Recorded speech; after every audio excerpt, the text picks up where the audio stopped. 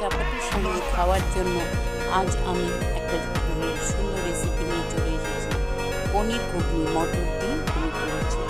এখানে আমি প্রায় 200 গ্রাম পনির নিয়ে নিয়েছি, মালাই পনির, আর নিয়েছি মটর এখানে 275 গ্রাম নিয়ে একটা পুরো ভিজিয়ে রেখেছিলাম। তারপর নুন আর একটু তেল দিয়ে, সাদা তেল দিয়ে আমি এটা 2টো সিটি দিয়ে দিয়েছি। তারপর জল ঝরিয়ে রেখে তারপর এখানে দিয়েছি একটু সাদা তেল দিয়ে গোটা গরম মশলা, জিরে, তিল, শুকনো লঙ্কা, তেজপাতা দিয়ে, আর আলু নিয়েছি প্রায় 300 গ্রাম নিয়ে আলুগুলোকে ডুবো ডুবো করে কেটে একটু ভাপিয়ে রেখেছিলাম।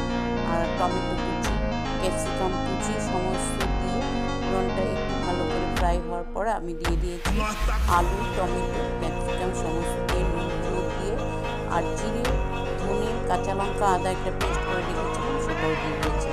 ভালো করে এখন একটু আমি কষিয়ে নেব, নিয়ে তারপর আমি মটরটাও এখানে দিয়ে দেবো। দিয়ে যখন সুন্দর করে আমি এখানে টমেটো 2টো ছোটো ছোটো করে কেটে দিয়েছি আর একটা পেস্ট করে দিয়েছি। পেস্টটা খুব ইউজ করে তো দিয়ে এভাবে আমি এখানে একটু মালাই দিয়েছি প্রায় 2 চামচ।